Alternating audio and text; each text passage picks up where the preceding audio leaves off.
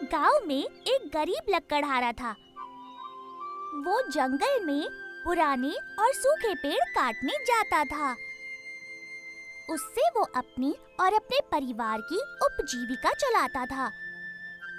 एक दिन वो एक नदी के तट पर लकड़ी काट रहा था और अचानक उसका पैर फिसल गया और खुद को संभालते हुए उसकी कुल्हाड़ी नदी में गिर गई। नदी बहुत ही गहरी थी। लकड़हारा सोचने लगा कि अब इस गहरी नदी में गिरी हुई कुल्हाड़ी वो वापस कैसे पा सकता है। वो दुखी हो गया। उसी नदी के किनारे बैठकर वो रोने लगा। कुछ ही समय में नदी में से भगवान प्रकट हुए। उन्होंने लकड़हारे से रोने का कारण पूछा। उसने वहाँ घटी पूरी घटना भगवान जी को बताई। भगवान नदी में गए और एक सोने की कुल्हाड़ी लेके बाहर आए। ये लो तुम्हारी कुल्हाड़ी। लकड़हारा उसे लेने से इनकार करने लगा। प्रभु, मुझे क्षमा करना, यह मेरी कुल्हाड़ी नहीं है। मैं तो एक गरीब इंसान हूँ। भगवान फिर पानी में गए और एक चांदी की कुल्हाड़ी ले आए। यह लो तुम्हारी कुल्हाड़ी। क्षमा प्रभु, लेकिन यह कुल्हाड़ी भी मेरी नहीं है प्रभु।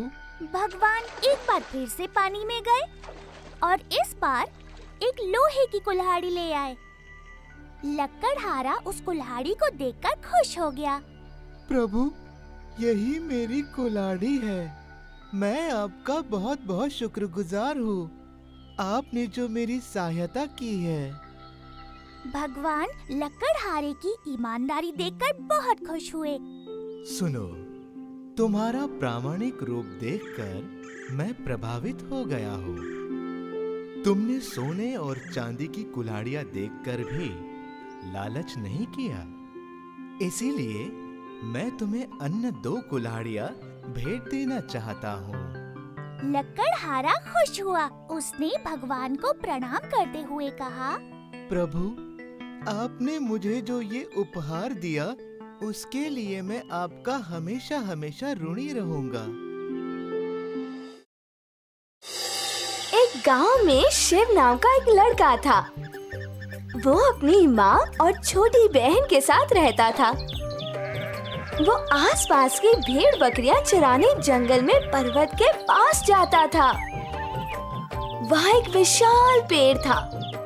शिव उस पेड़ की छांव में गाना गाता था। पंछियों संग उसकी दोस्ती सी हो गई थी। वो सारी भेड़ बकरियों पे नजर रखता था। शाम होते ही शिव वापस गांव आ जाता था और सभी भेड़ बकरियों को गांव के सभी लोगों को सौंप देता था। दिन भर कड़ी धूप में भेड़ बकरियों को चराने के लिए उसे हर घर से कुछ पैसे मिलते थे। इन पैसों से शिव घर चलाता था और अपनी माँ और बहन का पेट भरता था। इस कमाई से वो घर के लिए जरूरी चीजें ला पाता था।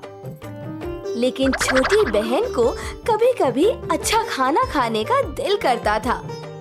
वो हर दिन रूखा सूखा खाकर ऊब गई थी। ये बात शिव समझता था, लेकिन वो कर भी क्या सकता था।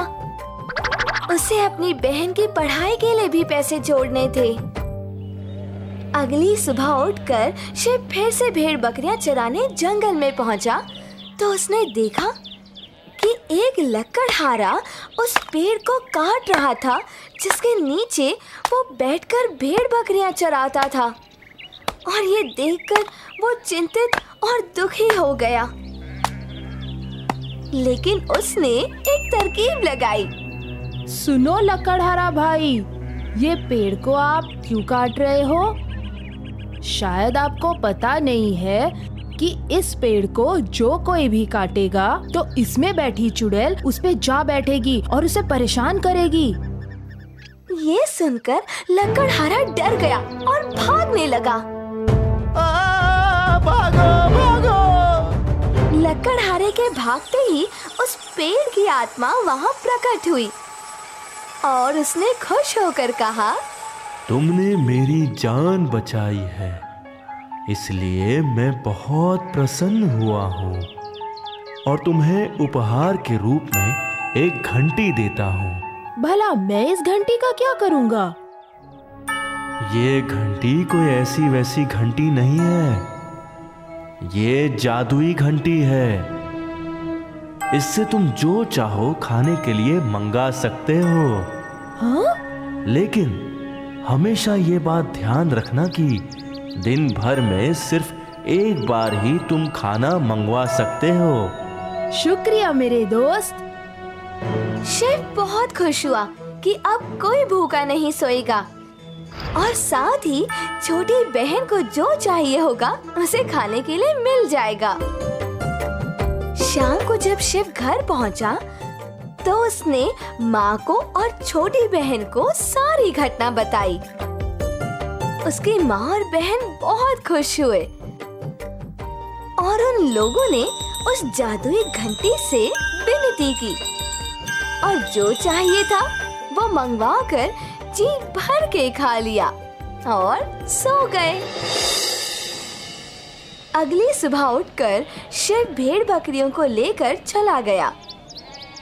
जब वापस शाम को घर पहुंचा तो उसने देखा सभी बर्तन खाली पड़े हैं। उसके लिए बस रूखी सूखी रोटी और चटनी है जो वो रोज खाता था। ये देखकर शिव को दुख हुआ और गुस्सा भी आया। उसने कुछ नहीं खाया और सो गया। अगली सुबह वो अपने साथ जादुई घंटी को ले गया। इधर घर पर जब माँ और छोटी बहन को बहुत भूख लगी तो उन दोनों ने उस घंटी को बहुत ढूंढा।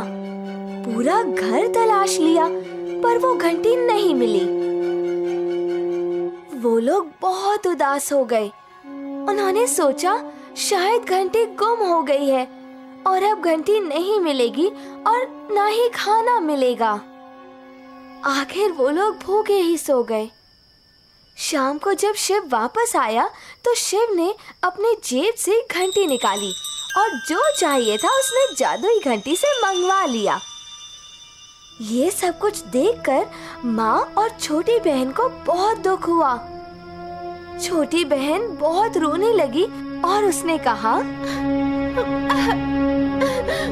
भाई आप स्वार्थी हो गए हैं। आप पहले ऐसे नहीं थे। शिव को ये सुनकर बहुत दुख हुआ। उसे अपनी गलती का भी एहसास हुआ पर उसने अपने दिल की बात भी बताई। आपने घंटी से खाना तो मांग लिया लेकिन आप लोग मेरे लिए रखना भूल गए। मैं थककर भूखे पेट ही सो गया। मैं और क्या करता। इस बात से मुझे दुख हुआ और मुझे गुस्सा भी आ गया। बहन को भी अपनी गलती का एहसास हुआ और फिर सबने मिल बांटकर खाना खाया। एक गांव में राघव नाम का एक किसान था। वो बहुत गरीब था। कभी कभी तो वो और उसके परिवार को 2 वक्त का पेट भर खाना भी नसीब नहीं होता था। वो मन ही मन दुखी रहता था और सोचता रहता कि कभी तो ये दिन बदलेंगे और मैं अपने परिवार के साथ खुशहाल जिंदगी बिताऊंगा। एक दिन राघव दुखी होकर खेत में बैठा था। तभी वहाँ से एक बुजुर्ग चाचा गुजर रहे थे। बेटा, क्या हुआ? तुम इतने दुखी क्यों हो? आप कौन हैं? वो सारी बातें छोड़ो। तुम इतने परेशान और दुखी क्यों हो? क्या मैं तुम्हारी कुछ मदद कर सकता हूँ? बोलो। मेरी गरीबी ही मेरे दुख का कारण है। मैं कितनी भी मेहनत करूं, पैसे कम ही पड़ते हैं। बच्चों की पढ़ाई, खाना, पीना, ये सब कैसे होगा? चाचा ने अपनी टोकरी में से एक मुर्गी निकाली। ये लो, ये मुर्गी तुम्हारी गरीबी दूर करेगी। वो कैसे? इस मुर्गी को पालकर क्या मेरा दुख कम होगा? बेटा, ये मुर्गी कोई मामूली मुर्गी नहीं है। ये एक जादुई मुर्गी है। ये रोज तुम्हें एक सोने का अंडा देगी। लेकिन याद रहे, जिस दिन तुम्हारा लालच बढ़ जाएगा, उस दिन से तुम्हारा बुरा वक्त फिर से शुरू हो जाएगा। राघव बहुत खुश हुआ। वो मुर्गी लेकर घर आया। मुर्गी रोज एक सोने का अंडा देती थी, जिसे राघव सोनार को बेच देता और घर के लिए जरूरी चीजें खरीद लाता था। धीरे धीरे वो अमीर होने लगा। अब वो बहुत खुश था। उसके परिवार का खर्चा बहुत आसानी से चलने लगा था और उसके पास बहुत सारा धन था। उसने उस धन से एक बहुत बड़ा घर खरीद लिया और उसमें कई नौकर चाकर रख लिए। गाय, बैल और खेती के लिए एक बहुत बड़ी जमीन भी खरीद ली। एक दिन राघव और उसकी पत्नी ने सोचा कि यह मुर्गी हर रोज एक ही अंडा देती है, तो जरूर इसके पेट में ढेर सारे अंडे होंगे। अब तक राघव भी उस बुजुर्ग चाचा की बात भूल चुका था। उन दोनों ने मिलकर तय किया कि क्यों ना हम आज ही सारे अंडे निकाल लें और रातों रात बहुत अमीर बन जाएं। राघव जल्दी जाकर उस सोने के अंडे देने वाली मुर्गी को पकड़ लाया और उसने उसे मार दिया। लेकिन उसने देखा कि मुर्गी के पेट में तो कुछ नहीं था और बेचारी मुर्गी भी मर चुकी थी। राघव सोचने लगा, अब तो हर रोज मिलने वाला सोने का अंडा भी नहीं मिलेगा। और तब वो दोनों बहुत ही परेशान और दुखी हो गए। और तभी राघव को उस चाचा की बात याद आ गई। उसे अपनी गलती का एहसास हुआ, लेकिन तब तक तो बहुत देर हो चुकी थी। अल्ट्रा किड्स जोन पे डाले गए हर नए वीडियो की जानकारी के लिए बेल आइकन दबाना ना भूलें। सब्सक्राइब करें अल्ट्रा किड्स जोन।